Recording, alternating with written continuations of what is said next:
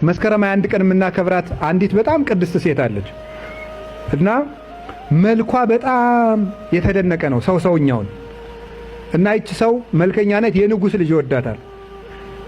እንዲያገባት ይጠይቃታል፣ እምቢ ትለዋለች እና በዘመኑ ከነበረው ጠንቋይ ሄደች እና ከጠንቋዩ ሄዶ ምንድነው ያደረገው? መስተፋቅር አድርግልኝ ያልከኝን እከፍልሃለሁ ይለዋል። ቆጵሪያኖስ ይባላል አለ የተባለው የምድር ጠንቋይ ነው።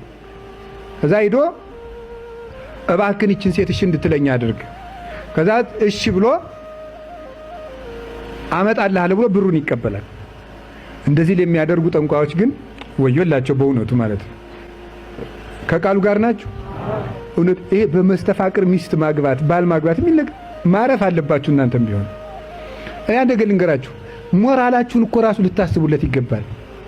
ያ ማለት ይውላችሁ አስደግመህ ሴት አገባህ ወይም ባላገባህ ማለት አንተ የማትወደድ ሰው ነህ ማለት ነው። በግድ ነው እንጂ አስደግመህ ነው እንጂ በጣም የምታስጠላ ሰው ነህ ማለት ነው። ራሳችሁን ትሰድባላችሁ እንዴ? ነውር እኮ ነው። ራሳችሁን የምወደድ ሰው ነኝ ማለት አለባችሁ እኮ። እኔ በጣም ተወዳጅ ሰው ነኝ፣ የእግዚአብሔር ልዩ ፍጡር ነኝ፣ በእግዚአብሔር አምሳል የተፈጠርኩ ነኝ ማለት አለባችሁ እኮ። ስለዚህ እንደዛ አደረገ።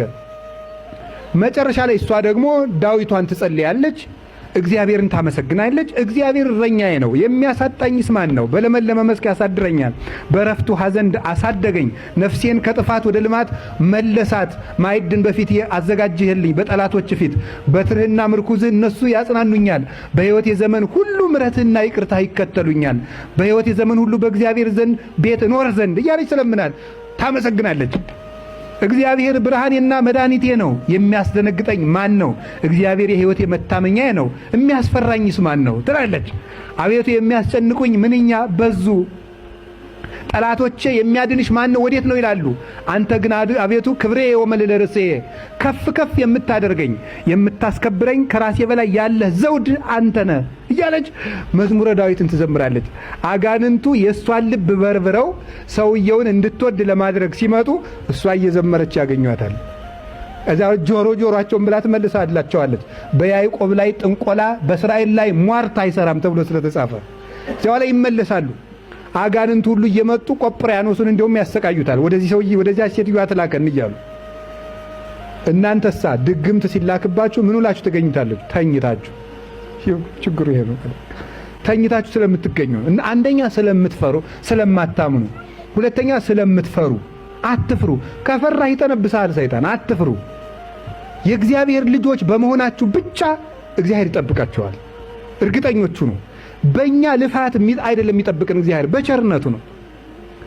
አንዳንድ ጊዜ ሰይጣን ምን ያደርጋ መስላችሁ? ጸሎት ባቋረጣችሁለት ወይኔ ዛሬ ጠምሶ ነው ያ ሰውዬ የላከብኝ እንደሆነ ይላል አንዳንዱ ሰው። ለምን እንደዚህ ትላለህ? በአንተ ልፋት አይደለም የምትጠብቀው። የምንጸልየው እግዚአብሔርን ለማምለክ ነው እንጂ የኛ ጸሎት ይጠብቀናል ብለን አይደለም። በእኛ ጸሎት አንጠበቅም። የሚጠብቀን በማን ነው? በእግዚአብሔር ቸርነት ነው። የምንጸልየው እግዚአብሔርን ለማምለክና እሱን ስለምንወደው ነው። ከቃሉ ጋር ናችሁ? እኛ እግዚአብሔር ወደ ፈተና እንዳትገቡ ተግታችሁ ጸልዩ የሚለውን ዘንግቸው አይደለም። እኛ እግዚአብሔርን ለማምለክ እንጸልያለን፣ እግዚአብሔር ከፈተና ይጠብቀናል። አሁን ተኝታችሁ አትገኙ። እውነቴን ነው የምነግራችሁ። መጨረሻ ላይ አቃተው። አትላከን ወደዚያ ሴትዮ አሉት አጋንንቱ። ምን አለ መሰላችሁ? አይ በቃ እንግዲያማ የሰውየውን ብር በልቼ እንዴት ይሆናል? የንጉሥ ብር በልቶ ዝም ብሎ መቀመጥ አለ? ቢያንስ እናንተ ዮስቴናን የምትባል ዮስቴናን መስላችሁ መልኳን ለሰውየው ታዩልኝ አንድ ቀን አለች። እሺ አለና አንዱ ሰይጣን አንድ ቀን ዮስቴናን መስሎ የዮስቴናን ልብስ የለበሰ መስሎ፣ ሰይጣን እኮ ያስመስላል። ዮስቴናን መስሎ መጣ ሰይጣኑ። እንደ ዮስቴናው ነው አፍንጫው፣ እግሩ፣ እጁ፣ ልብሱ። ኋላ ታላቂቱ ብርሃን የልቤ ብርሃን ዮስቴና መጣች ሲል አትጥራብኝ ብሎ ብን ብሎ ጥፍ። ማንን መስሎ ነው የመጣ? ዮስቴናን መስሎ መጣ። ግን ማን ነው ግን? ዮስቴናን መስሎ የመጣ ሰይጣን። በሉ እስቲ ሁላችሁ በሉ። እንደዚህም ሁሉ ማርያምን መስሎ የሚመጣ ምን አለ? አርሴማን መስሎ የሚመጣ ምን አለ? እንዴ አሁን የሰው ትዳር የሚያፋታሉ። አርሴማ ታጠፋለች ብላለች። ኧረ አትልም እንዴ? ነውር ነው።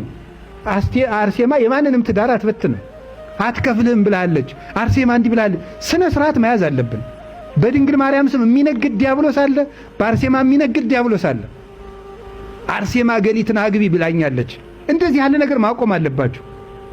ከወደድካት ዝም ብለህ ወድጄሻለሁ በል፣ ዝም ብለህ እንዲሁ በግልጹ ማለት ከማግባት ከፈለሽ ሄደ ወድጄሃለሁ ወንድሜ ባለው ነኝ አብረን እንኑር በሉ። አርሴማ ላይ እየወሰዳችሁ አትለጥፉ። ምኞታችሁንም በህልም ልታዩ። አሁን እንደውም ሰው እኔ ሲጨንቀው ህልም ሁሉ ክሬት ማድረግ የጀመረ ነው የሚመስለኝ። ራሱ ህልም እያዘጋጀ ሁሉ ነው የሚመስለኝ። እንትን ይመስለኛል አሜሪካ የሄድኩም ይመስለኛል፣ የሄድኩት በሜክሲኮ በኩል ነው እያለ እየፈጠረ ነው የሚመስለኝ። እኔ እውነቴን ነው የምነግራችሁ።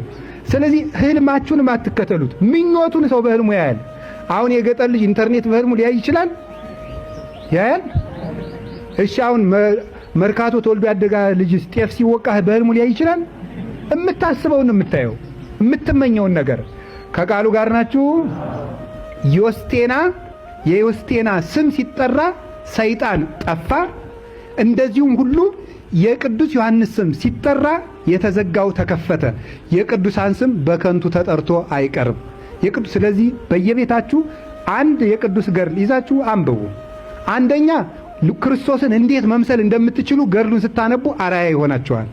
ሁለተኛ እናንተ የተዘጋባችሁን ነገር ጸልዮ ክርስቶስ የምሕረት በሩን እንዲከፍትላችሁ ወደ ክርስቶስ ያቀርባችኋል።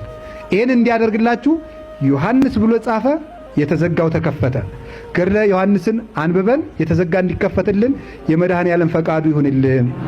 ለኢትዮጵያ የተዘጋባት ሰላም ሁሉ በእነዚህ ቅዱሳን አንብበን መድኃኔ ዓለም በሩን ይክፈትልን፣ ይቅር ይበለን። ያስተማረን እግዚአብሔር ስሙ የተመሰገነ ይሁን። ይቆየን።